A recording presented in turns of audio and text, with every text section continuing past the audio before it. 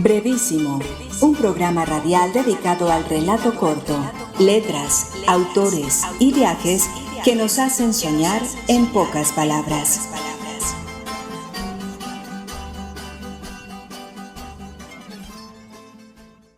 Hola, bienvenidos a una nueva emisión de Brevísimo, un programa dedicado a las formas breves de la literatura. Yo soy Mauricio Montoya y le doy la bienvenida a mis compañeros de mesa. Desde hoy comenzamos una serie de programas de la modalidad de cartografía literaria que nos llevarán a recorrer el territorio sudamericano. Hoy, especialmente, nos dedicaremos a explorar el universo de los relatos breves en Argentina y Paraguay. Hace más de 2 años, cuando comenzábamos este proyecto llamado Brevísimo, nuestro primer país invitado para abrir la modalidad cartográfica fue Argentina. Y a su vez, nuestra primera entrevista tuvo la voz de la reconocida escritora Ana María Shua. Invitamos a nuestros oyentes para que vayan y exploren nuestro canal de YouTube y puedan escuchar esos programas por los que transitaron diferentes escritores de minicuentos, soliloquios, sentencias, haikus, aforismos, entre otras formas breves. En el programa de hoy, que da inicio a esta serie cartográfica sobre países sudamericanos, valdría la pena referir otro grupo de escritores argentinos que han tenido un gran protagonismo en el marco de la minificción.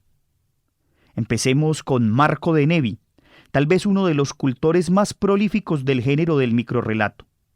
De Nevi ha sido reconocido por sus brevedades, en las que juega a reescribir acontecimientos de la historia, como lo hace en un texto llamado El origen de la guerra, donde construye una parodia humorística sobre la causa y el desenlace de la guerra de Troya. Pero vayamos a escuchar un microrrelato llamado La hormiga, en el que para muchos puede verse una reescritura del famoso mito de la caverna del filósofo griego Platón. Juzguen ustedes. La hormiga, Marco de Nevi.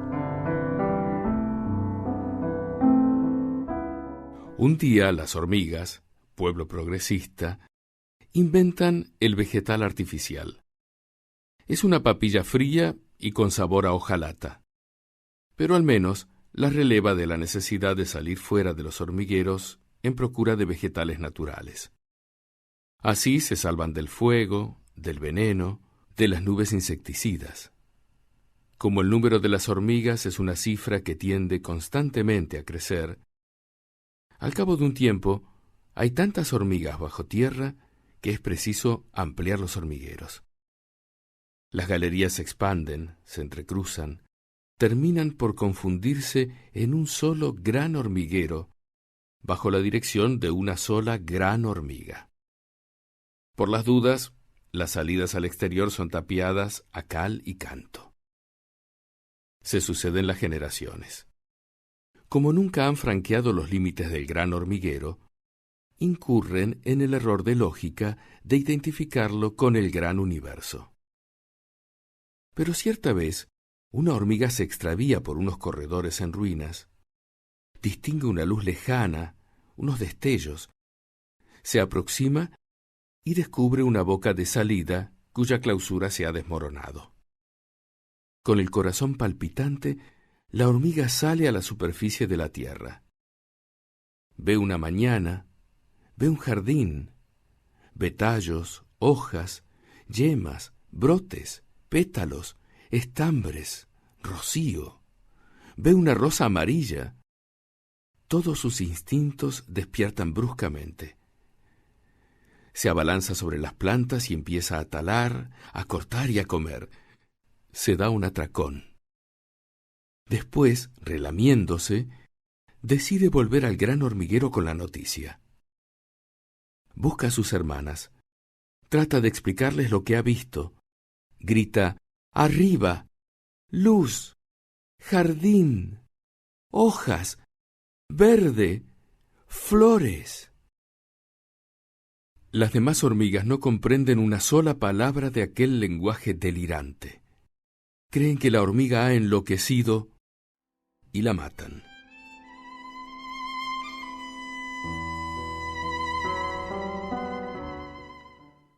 Otro referente de la brevedad en Argentina es Antonio Di Benedetto, un famoso escritor que incursionó en la cuentística breve con una variedad de microrrelatos enmarcados en una obra llamada Espejismos, en los que la parodia, la metáfora, el absurdo y el humor crean imágenes curiosas de la realidad. Algunos de esos textos breves son los siguientes. Pesadilla.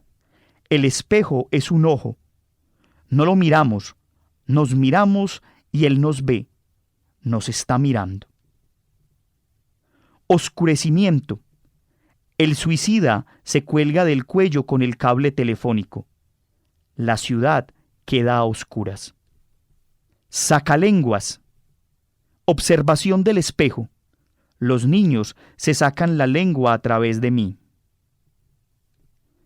Antonio Di Benedetto también escribió minificciones en las que jugaba con la fantasía, la intriga y una trama casi policíaca. Un ejemplo de ello es el siguiente relato. Ocurrió, o se pudo imaginar, en 1431, año del sacrificio por fuego de Juana de Arco.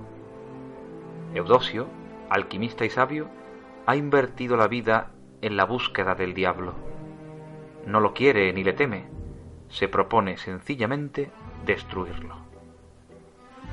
En su lecho de muerte, a Eudosio solo le obedece el entendimiento, no las fuerzas físicas. Es tarde, el crepúsculo se avecina y lo guarda su mujer. Están solos y ella le susurra. Gastaste tus días y tus noches en pos del diablo y lo tenías en casa. El diablo soy yo.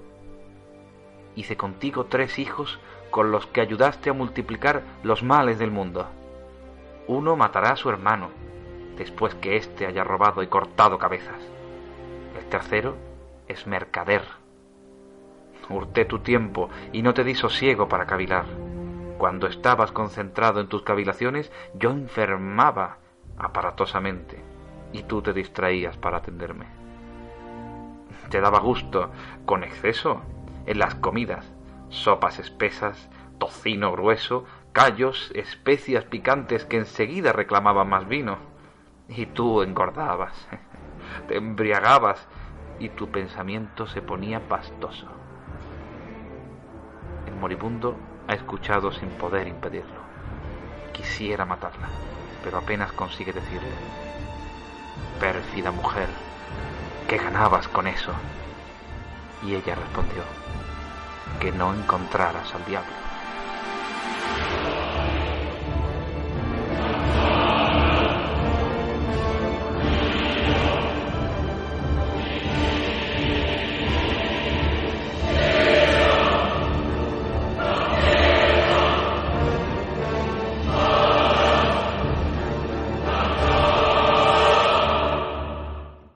No podemos cerrar este paso por tierras gauchas sin referirnos a un tema que causa miles de pasiones, como lo es el fútbol.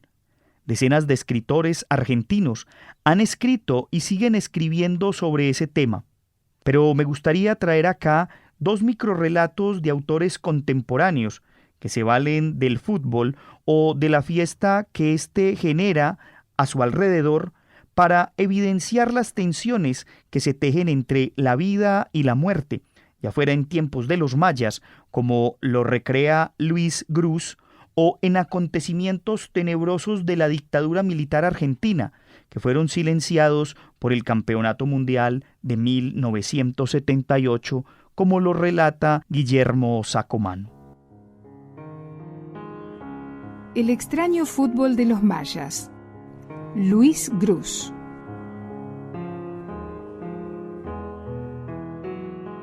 Cuando los antiguos mayas eran libres, honraban a sus dioses jugando al fútbol hasta morir. A Chichén Itzá, Tulum y otras ciudades llegaban los equipos seleccionados entre los mejores representantes de la raza.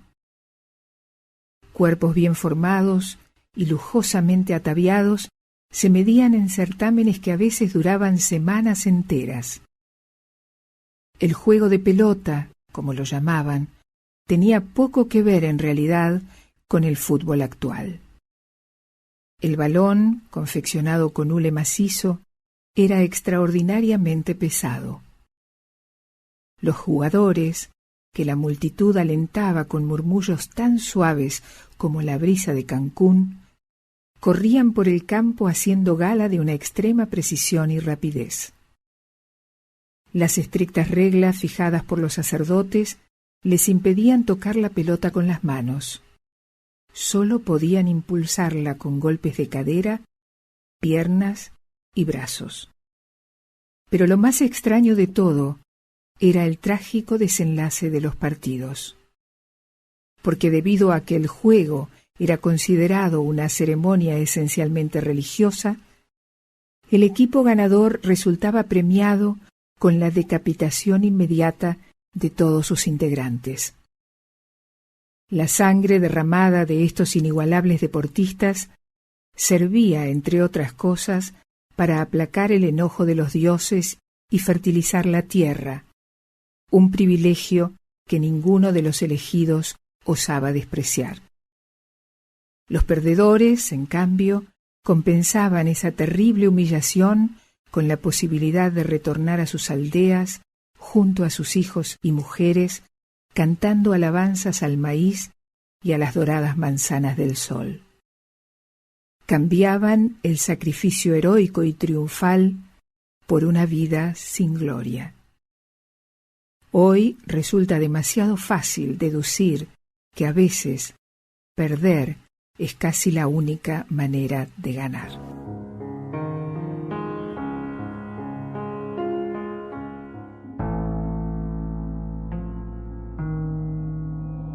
(78) de Guillermo Sacomano.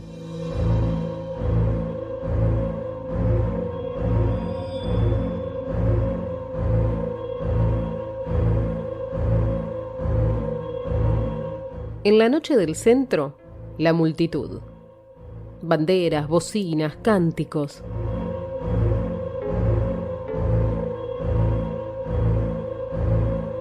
En una esquina se encuentran dos hombres. 2 años sin verse, los dos cambiados.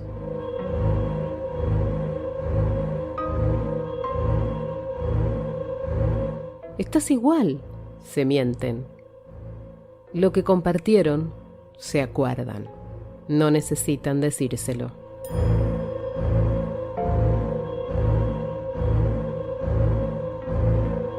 Los dos piensan que el otro estuvo chupado. Tampoco lo dicen. Alrededor, la fiesta popular. La emoción de los dos, la misma. Dura poco.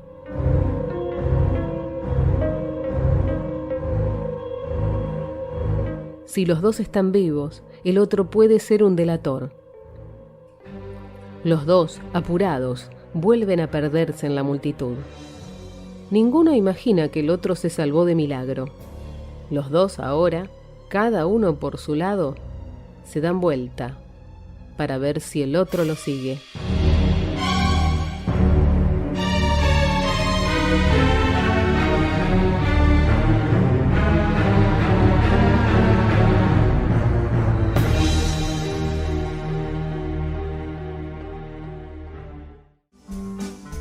Usted está escuchando Brevísimo, un programa para gente de pocas palabras. Leyenda guaraní de la flor de Irupé. A orillas de la laguna de Liberá vivía una niña guaraní llamada Estrella, a quien no le importaba la fortuna. Ella solo quería tocar la luna. Recostada en la hierba, la contemplaba todas las noches y le cantaba al cielo su desvelo. Una noche escuchó un suspiro y pensando que era un llamado, se subió al árbol más empinado y extendió sus brazos intentando lograr lo que tanto deseaba, tocar la luna con sus manos. Pero no pudo, y no había árbol más alto, ninguno. Desesperada por tocar la luna, subió montañas, atravesó selvas, caminó llanuras, cruzó ríos, pero nada la llevó a su destino. Un día de verano, Estrella se arrodilló en la laguna y vio reflejada en el agua su luna, y le dijo: «Luna, luna, que giras y bailas y te escondes en el agua, tú eres mi fortuna». Y zambulléndose apresurada dijo: «Estoy enamorada de la luna».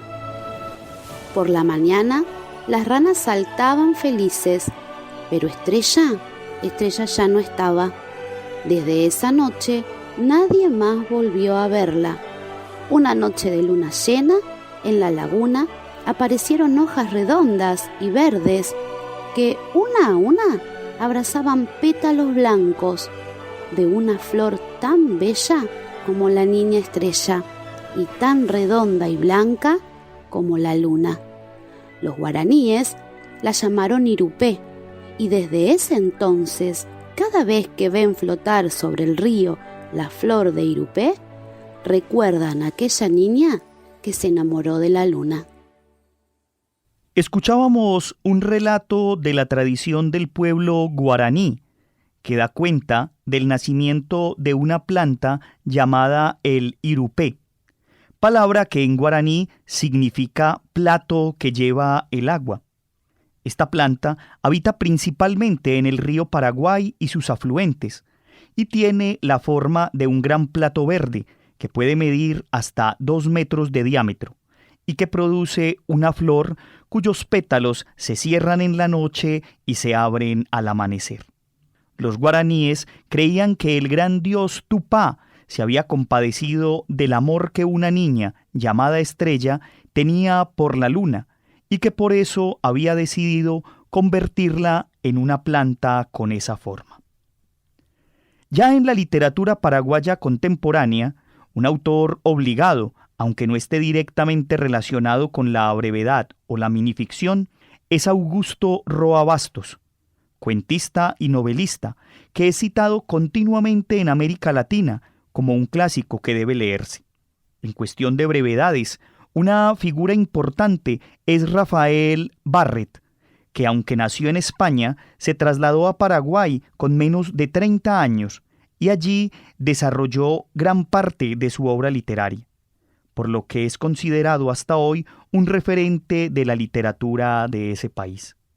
Su obra, titulada Cuentos breves, no solo apela a la cuentística, sino también a lo que él denomina reflexiones, las cuales son en esencia aforismos o sentencias sobre diversos temas. 3 de esas reflexiones o sentencias son las siguientes. El amor es inmoral por esencia, porque las costumbres cambian, y el gesto del amor es siempre el mismo. El amor es una obscenidad deliciosa, lo ocultamos como los tesoros y los crímenes. Solo a fuerza de mentir se pasa por sincero y consecuente. La sinceridad nos condena al descrédito. La vida es corta, la muerte es larga. El amor es una estrategia contra la muerte. Ya que hay que acabarnos, queremos siquiera repetirnos, repetir un capítulo, una línea, una letra de nuestro ser. En cuanto a los cuentos breves de Barret, hay que decir que estos atraviesan asuntos fantásticos, juegan con el sarcasmo, con el humor político y con un realismo crudo, que, como lo han dicho muchos de sus estudiosos, alcanza el equilibrio entre poesía y denuncia. Escuchemos a continuación un breve cuento titulado Gallinas, en el que el autor nos pone de frente con las transformaciones sociales y humanas que son consecuencia de nuestros hábitos de poder y consumo. Gallinas, de Rafael Barret. Mientras no poseí más que mi catre y mis libros, fui feliz. Ahora poseo 9 gallinas y un gallo, y mi alma está perturbada. La propiedad me echó cruel. Siempre que compraba una gallina la ataba 2 días a un árbol, para imponerle mi domicilio, destruyendo en su memoria frágil el amor a su antigua residencia. Remendé el cerco de mi patio, con el fin de evitar la evasión de mis aves y la invasión de zorros de 4 y 2 pies. Me aislé, fortifiqué la frontera, Tracé una línea diabólica entre mi prójimo y yo. Dividí la humanidad en dos categorías. Yo, dueño de mis gallinas, y los demás que podían quitármelas. Definí el delito. El mundo se llena para mí de presuntos ladrones, y por primera vez lancé del otro lado del cerco una mirada hostil. Mi gallo era demasiado joven. El gallo del vecino saltó el cerco y se puso a hacer la corte a mis gallinas y amargar la existencia de mi gallo. Despedía pedradas al intruso, pero saltaban el cerco y ahogaron en la casa del vecino. Reclamé los huevos y mi vecino me aborreció. Desde entonces vi su cara sobre el cerco, su mirada inquisidora y hostil, idéntica a la mía. Sus pollos pasaban el cerco y devoraban el maíz mojado que consagraba a los míos. Los pollos ajenos me parecieron criminales. Los perseguí y, cegado por la rabia, maté a uno. El vecino atribuyó una importancia enorme al atentado. No quiso aceptar una indemnización pecuniaria. Retiró gravemente el cadáver de su pollo y, en lugar de comérselo, se lo mostró a sus amigos, con lo cual empezó a circular por el pueblo la leyenda de mi brutalidad imperialista.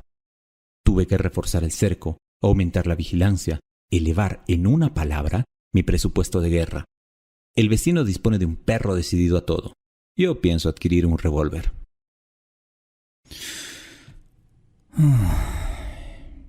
¿Dónde está mi vieja tranquilidad? Estoy envenenado por la desconfianza y por el odio. El espíritu del mal se ha apoderado de mí. Antes era un hombre. Ahora soy un propietario. Otro escritor asociado con la brevedad en Paraguay es Mario Halley Mora, nacido en la década de los años 20 del siglo pasado y quien en 1987 publicó un libro titulado Cuentos, microcuentos y anticuentos, en el que pueden encontrarse 41 minificciones compiladas en el apartado llamado microcuentos. De estas brevedades de Halley, el poeta paraguayo José Luis Appleyard, quien realizó el prólogo del libro, dijo lo siguiente: en lo que se refiere a los microcuentos, estos constituyen una variante dentro del género narrativo y son una suerte de juego que se asemeja en mucho a las miniaturas a las que son tan adictos los pueblos orientales y también a esos poemas del mismo origen que deben encerrar todo un mundo con la máxima economía verbal. Estos microcuentos constituyen en su mayor parte breves biografías con los hitos principales de una existencia, y, a veces, son tan pocos que uno no puede menos que sentirse dolido ante la futilidad de algunas vidas que pasan por el mundo sin dejar huellas ni recuerdos. Escuchemos a continuación uno de esos microcuentos. Castigo. Mario Halley Mora. Cuando era niño, cazaba pajaritos con un rifle de aire comprimido. La carne, casi inmaterial, de los canarios y gorriones se desgarraba al impacto de sus municiones. Plumajes azules, verdes, amarillos, rojos, se manchaban con el púrpura de la sangre. Creció, se hizo hombre y ya no mataba pajarillos, sino jabalíes asustados, tapires bonachones, tigres acosados, venados que aún en la muerte tenían en los ojos el pánico y la angustia. Llegó a viejo y murió. En el infierno inventaron un castigo nuevo para él: pasear por un bosque encantado, iluminado de trinos y lleno de piezas de caza. Y él iba desarmado. En cuanto a tiempos más cercanos, vale mencionar el trabajo de Marcelo Gil, un joven escritor paraguayo nacido en 1985, quien estudió letras en la Universidad Nacional de Asunción y ha venido cultivando el género del microrrelato, siendo reconocido en festivales internacionales y publicado en blogs de todo el mundo, y en la antología Por favor, sea breve, segunda parte de la editorial Páginas de Espuma. Escuchemos a continuación uno de sus microrrelatos. La dueña, Marcelo Gil, le dijo que la amaba, que ella era la única dueña de su alma y de su corazón. Su amor fue correspondido. Se casaron y tuvieron una nena. Pero luego de 10 años se separaron por diferencias irreconciliables. Ella se fue de la casa y se llevó a la nena. A los pocos días volvió, reclamando el alma y el corazón de su ex esposo. Se los tuvo que dar. La falta de alma casi no se nota en el hombre, excepto quizá por su mirada perdida. Sin embargo, el lugar donde estuvo el corazón nunca cicatriza del todo, y por más vendas que se ponga, la sangre siempre mancha un poco sus camisas. Usted está escuchando Brevísimo. Lo bueno, si breve, 2 veces bueno. Para terminar este breve recorrido por las letras paraguayas, me gustaría hacer mención de 2 escritoras de cuento que, aunque no se inscriben plenamente en el marco de la brevedad, sus obras han marcado la narrativa de este país sudamericano. Me refiero a René Ferrer de Arréllaga, de la que invito a que los oyentes busquen un cuento titulado La Seca, en el que se narra la tragedia de un pueblo desolado del trópico que espera con angustia el paso del tren cargado con agua. La otra recomendada es Maribel Barreto, con un cuento titulado Flores y tumbas, en el que el lector es trasladado hasta los horrores cometidos durante la dictadura de Alfredo Stroessner, la cual asoló al Paraguay por más de 30 años. Con esto entonces terminamos nuestro programa del día de hoy. Agradezco a quienes me acompañaron en la mesa. Un agradecimiento especial a Darina Ortiz y a Diana Gutiérrez por prestarnos sus voces para la lectura de algunos de los microrrelatos. Agradecemos también a la Universidad Nacional por este espacio que nos brinda, a Jorge Benjumea en el máster, y a ustedes los esperamos para una nueva emisión de Brevísimo, en la que continuaremos viajando por tierras sudamericanas. Hasta pronto. Brevísimo, un programa radial dedicado al relato corto, letras, autores y viajes que nos hacen soñar en pocas palabras.